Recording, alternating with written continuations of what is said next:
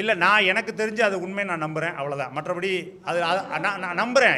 அது தெரியாதுல்லங்க, அவர் எடுத்தாரா, அது டிசைன் பண்ணி வச்சா எங்களுக்கு காட்டினப்ப அது வந்து நான் அந்த இப்போ சொல்கிறாங்க இல்லையா கதைகள், அந்த கதைகள் வந்து எங்களுக்கு அப்போ எங்களுக்கு தெரியாது. நாங்கள் அப்போ உண்மைன்னு நம்பினோம். இப்போயும் நான் நம்புகிறேன். ஏன்னா அது அவர் சந்தித்ததெல்லாம் பிரச்சனை இல்லைங்க, சந்திச்சிருக்காரு, பேசியிருக்காரு. எப்பயுமே அண்ணன் சீமான் வந்து ஒரு கருத்தை வந்து ஒரு விஷயத்தை வந்து சுவைபட பேசுவார். ஒன்றுனா 10 சொல்லுவார். ஒரு சினிமாவுக்கு கதை சொல்லி அவர் பழக்கப்பட்டவர். பிற இயக்குநர்கள், சாதாரண இயக்குநர்கள் நல்ல கதை வச்சுருப்பாங்க. அந்த கதைகளை போய் வந்து தயாரிப்பாளர்கிட்ட சொல்லி, நடிகர்கிட்ட சொல்லி வாய்ப்பு வாங்குறதுக்கு சீமானை தான் கூட்டு போய் என் கதையை நீ சொல்லுன்னு சொல்லுவாங்களாம். அவரே சொல்லியிருக்காரு. ஏன் முருகதாஸ், இயக்குனர் முருகதாஸுக்கே கதையை வந்து சீமான் போய் சொல்லியிருக்காரு. அப்படி சொல்லி வாய்ப்புகள் வாங்கியிருக்காரு. சுவாரஸ்யமாக, சுவைப்பட, நயம்பட அதை விலைக்கு சொல்கிறது இருக்குல்ல, அதை வந்து சினிமா எப்படி எடுக்கிறாங்களோ அதை காட்டிலும் பல மடங்கு சொல்லுவார்னு அவர் அதுதான் அதை நம்பி தானே நாங்களும் வந்தோம். அதை போல தான் பல லட்சக்கான இளைஞர்கள் வந்து இன்னைக்கு பின்னாடி நிற்கிறாங்க. அது தூரத்துலேருந்து இன்றைக்கி வந்து எங்களெல்லாம் வந்து துரோகிகள், வெளியே போயிட்டாங்க, வந்து சீமானுக்கு துரோகம் பண்ணிட்டாங்க, தத்துவத்துக்கு துரோகம் பண்ணிட்டாங்கன்னு இன்றைக்கி நிறையா தம்பிமார்கள், என் உயிர் தம்பிமார்கள் எல்லாம் பின்னாடி இருந்து கமெண்ட் போடுறாங்க, பதிவு போடுறாங்க, என்னவோ போடுறாங்க.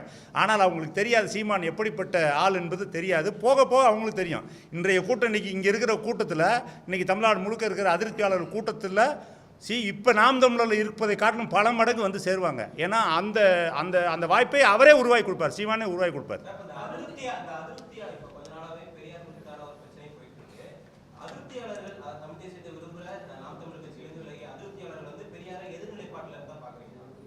இல்லை, நாங்கள் ஆரம்பத்திலேருந்து பெரியாரை எதிர்நிலைப்பாட்டிலேருந்து பார்க்கல.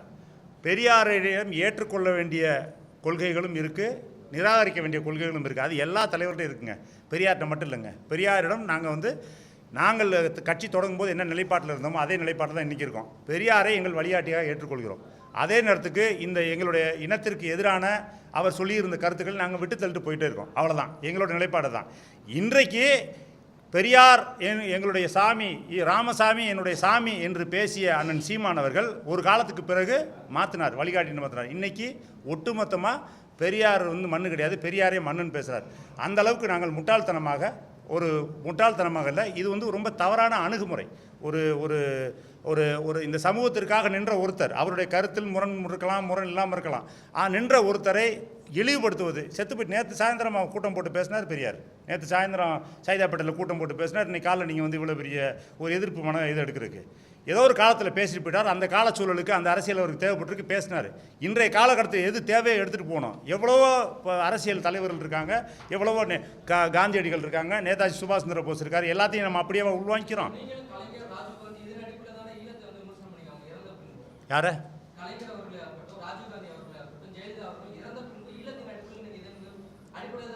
ஆமாங்க, ஆமாம் அதை தான் சொல்கிறேன்.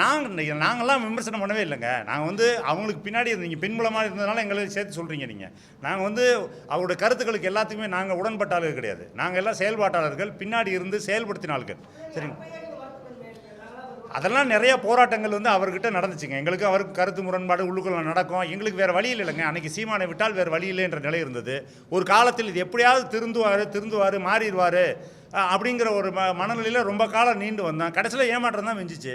ஒரு கட்டத்துக்கு மேலே நம்மளால் இங்கே தாக்கு பிடிக்க முடியாது, இனிமேலும் காலத்தை வீணடிக்க முடியாது, இனிமேலும் இந்த நம்பி இப்போ அவர் ஒரு மேடையில் பேசி ஒருத்தர் வராரு, இந்த கட்சியில் இணைறாரு, அவர் வந்து தன்னுடைய வாழ்க்கை இழக்கிறாரு அப்படிங்கிறத காட்டிலும் அந்த வந்தவர் வந்து இந்த கட்சியில் நீண்ட நாள் இங்கே தக்க வைக்கப்படுறது யாருன்னா எங்கள் மாதிரி ஆட்கள்னால தான்.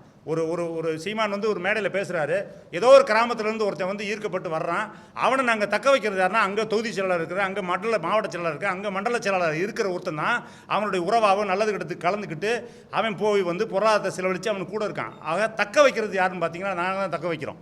அப்படிப்பட்ட ஆட்கள் வந்து, அப்படிப்பட்ட நபர்கள் வந்து இங்கே வந்து தங்களுடைய வாழ்க்கையை தொலைச்சிடக்கூடாது அப்படிங்கிற நோக்கத்தில் தான் நாங்கள் வெளியே வந்து இந்த வேலையை செஞ்சுட்ருக்கோம்.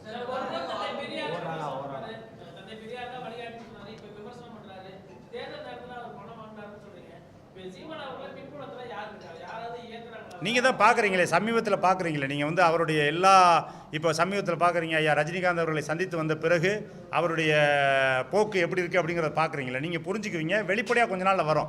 நம்ம யூகங்களாக நம்ம எதுவும் பேச முடியாது, ஆதாரபூர்வமாக பேசணும் எதாக இருந்தாலும்.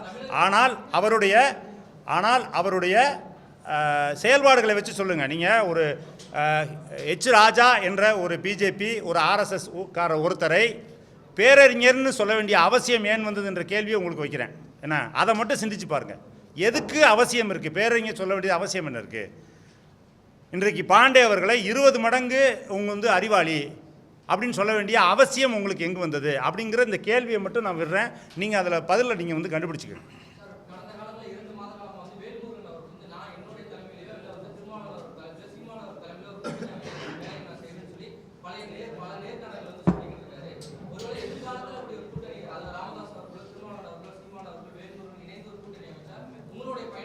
ஏங்க சீமான் திருந்திட்டா நல்லதாங்க நாங்கள் நினைக்கிறோம். இப்போ இவ்வளவு அதைத்தாங்க அப்படி வாய்ப்பு இல்லைங்கிறது தான் சொல்ல வர்றேன்.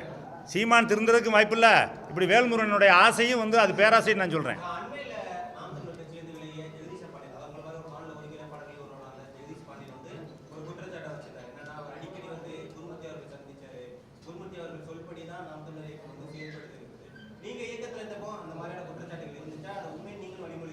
நான் அவருடைய கூற்றை வழிமுறையிடுறேன்.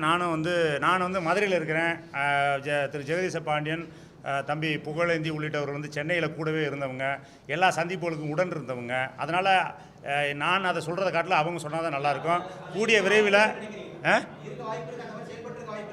விரைவில் திரு ஜெகதீச பாண்டியன் உங்களை சந்திப்பார், ஊடகவியலாளர் சந்திப்பார். சந்திக்கும் போது கேளுங்க, அதை உறுதிப்படுத்துவார்.